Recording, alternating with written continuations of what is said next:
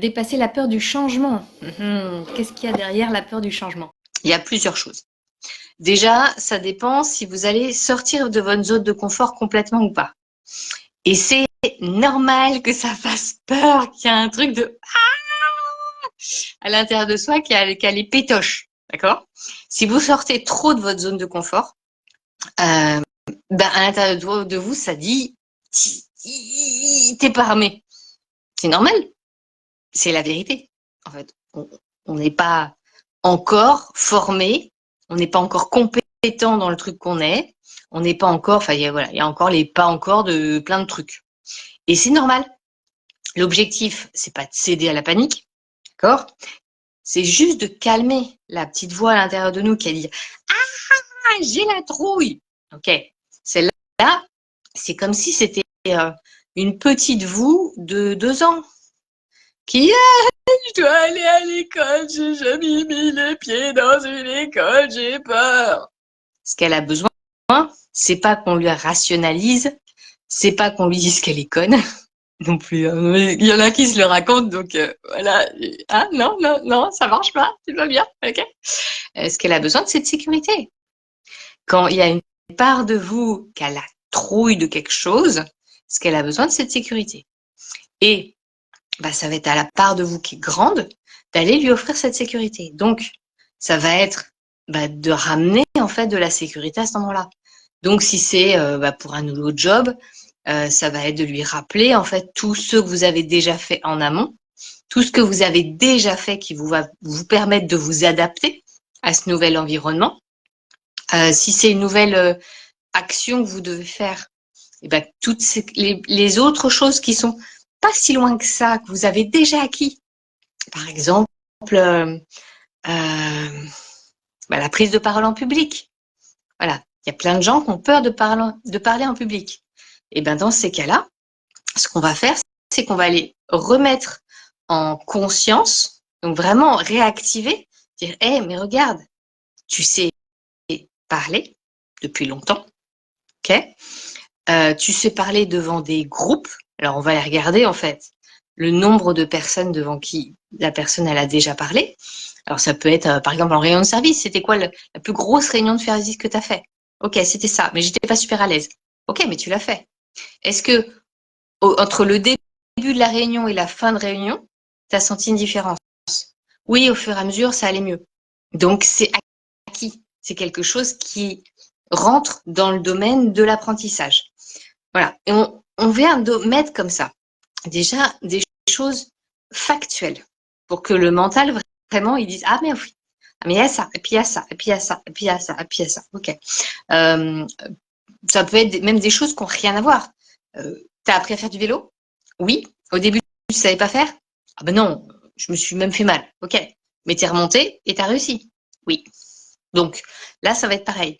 Donc ça va être de mettre l'accent sur la tolérance.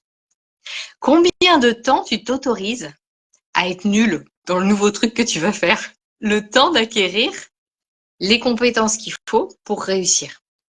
Est-ce que tu t'autorises à être nul pendant 1 heure, une journée, un mois, 3 mois? Normalement, c'est l'histoire des règles de 3. Hein. Au bout de 3 jours, déjà, t'émerges de savoir où est-ce que t'es tombé.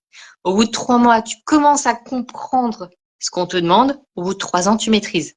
C'est ça, hein, le délai. 3 ans. D'accord, les filles? 3 ans. Pas 3 heures. Faut se calmer un petit peu le pompon sur notre volonté de maîtriser les choses immédiatement. C'est un leurre. D'accord? Le 20/20 au premier contrôle, c'est mort. Non, on n'est plus à l'école. C'est pas comme ça que ça marche. La première fois que tu vas faire ton truc, ça va pas être top. Et c'est ok. Et en fait, plus tu vas acquérir ce truc, c'est rigolo, j'ai le soleil derrière moi, c'est joli. Plus tu vas accepter ça, plus tu vas être doux avec toi-même pour t'en demander un peu moins, plus tu vas pouvoir goûter à ce jeu de opposant. Je suis dehors de ma zone de confort. Là, je suis en train de faire un truc que je comprends pas. Bon, Alors, comment je peux me calmer le pompon? Notre ego qui dit moi je sais, moi je sais, moi je sais. Attends, tu ne sais pas ce que tu ne sais pas. Donc, je sais que je vais me planter quelque part, mais je ne sais pas encore où. Alors, curiosité, où est-ce que je vais me planter? Donc ça, c'est des choses qui sont un petit peu rigolotes, mais ça dépend du niveau. Il y a 2 ans, ouais, il y a 2 ans, donc pas l'été dernier, l'été d'avant, j'ai dû faire la même chose que là. J'ai dû prendre un job pour l'été pour compenser le fait que ma trésorerie, elle est pourrie. D'accord? Ah, voilà. Avec le Covid, j'arrive pas à avoir une trésorerie normale. Bon, c'est pas grave. On va réussir à remonter la pente.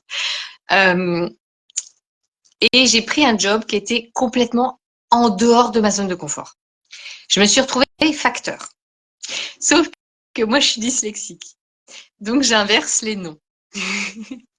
Et je me suis fait engueuler tout le chemin par mes clients.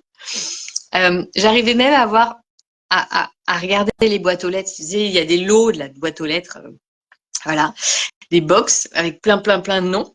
Et je voyais le nom marqué là, et ma main n'allait pas au bon endroit. Ma tête disait, hey, c'est là, et ma main faisait autre chose. Donc il fallait que je surveille que ma main elle aille au bon endroit. Complètement tordue la nénette. Donc là, vraiment, j'étais pas du tout dans ma zone de confort. J'ai été trop loin dans l'extrême de prendre un job qui est beaucoup trop loin par rapport à mes compétences et mon savoir-faire. Bon, bah, j'ai pris ce qu'il y avait, mais clairement, je recommencerai pas. C'était pas du tout bon pour moi, c'était pas bon pour mes chefs, c'était pas bon pour mes clients. Il y a des fois où on n'est pas fait pour un job. Ben, moi, je sais que je suis pas faite pour être facteur.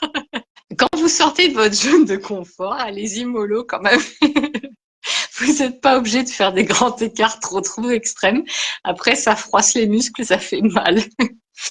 Voilà, là, cette année, bon, je vais dans une zone qui est plutôt confortable parce que j'ai fait ça pendant 15 ans, en fait, de travailler, voilà, bon, c'est pas tout à fait, c'est pas la même boîte, je travaillais pas sur la même, voilà, je passais des cosmétiques à des fromages, bon, bah, voilà, peu importe.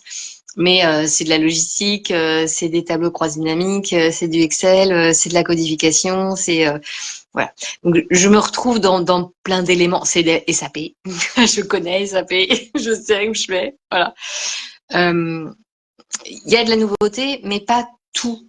C'est pas complètement nouveau partout. C'est de la langue française aussi. Il y a des trucs comme ça.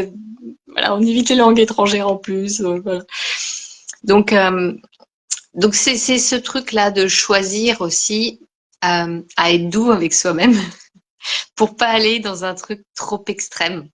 Alors, je dis pas que mon truc de facteur, il m'a rien apporté. J'ai appris plein de choses, je suis contente, voilà. Mais ça a été dur. Ça a été dur physiquement, ça a été dur psychologiquement. J'ai pleuré, mais tout ce que je pouvais parce que j'y arrivais pas. Je me voyais nulle. Et ça, c'est horrible, en fait. Comment se casser tout seul sa confiance en soi? Ben, vous prenez un job dans lequel vous êtes nul. C'est trop loin de votre zone de génie. Ah oui, c'est bon, j'ai un bon relationnel, mais je parlais à des boîtes aux lettres, ça sert à rien du tout. Donc voilà, d'identifier vraiment sa zone de génie, c'est pas mal pour savoir où est-ce qu'on est bon et où est-ce qu'on est vraiment pas bon. Et on est tous, d'accord? Personne n'est parfait. On est tous pour faire un job différent. Et c'est ça qui est génial, hein. Voilà.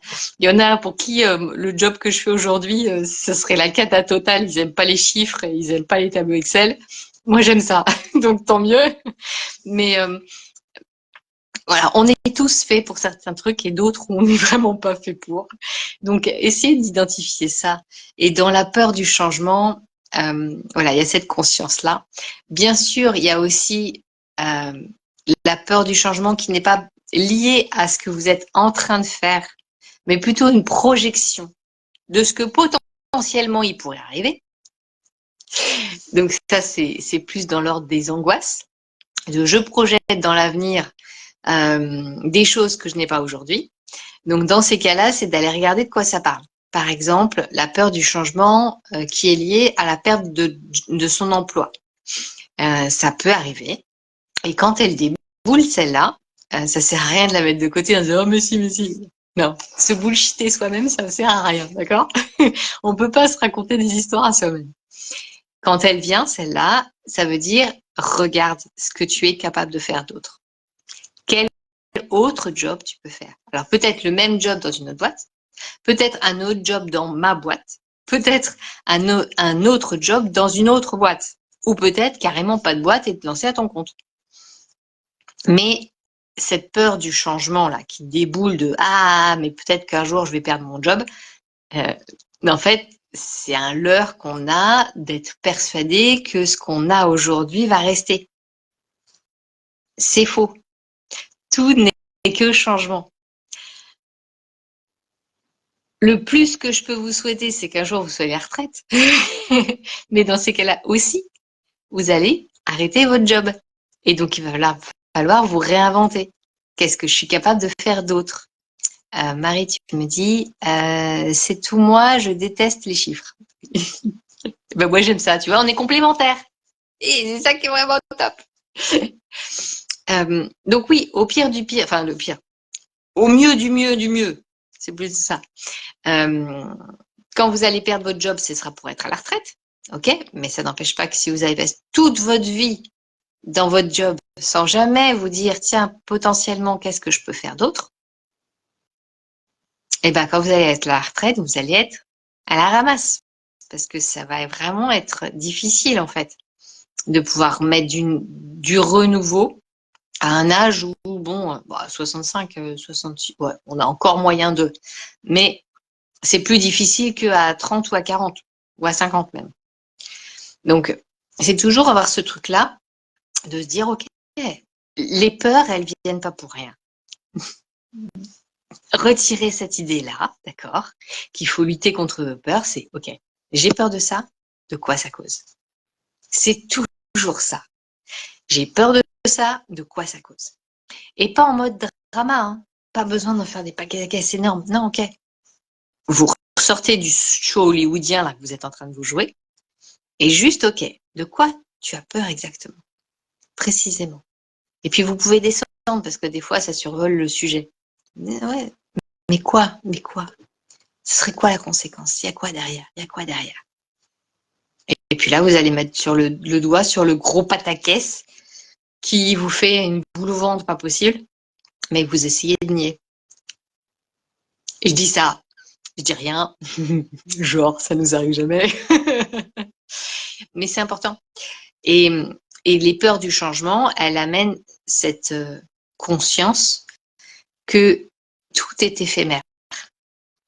Il n'y a rien, c'est que des leurres en fait de croire que ça va rester tel que c'est, que tout ce qui est autour de nous va rester tel que c'est. Non.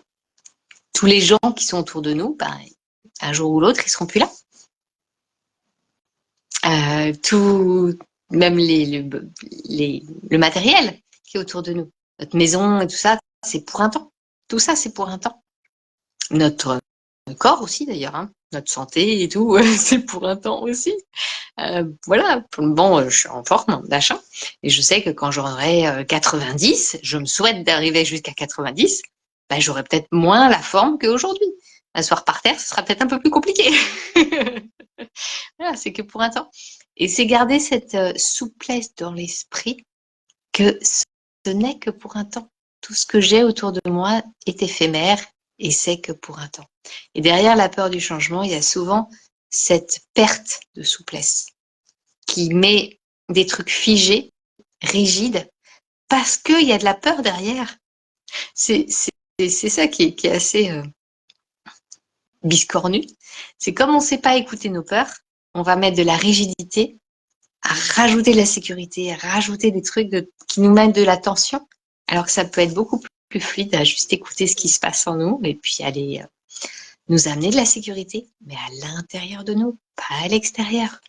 De la souplesse dans notre esprit et dans notre corps aussi d'ailleurs. Voilà. Bon, alors vous me dites si ça vous parle. Si vous avez des questions, s'il y a des sujets particuliers avec lesquels vous avez besoin d'un coup de main, n'hésitez pas. Vous me les mettez en commentaire ou en MP. Allez, je vous envoie plein de bisous. Prenez soin de vous. Ciao, ciao.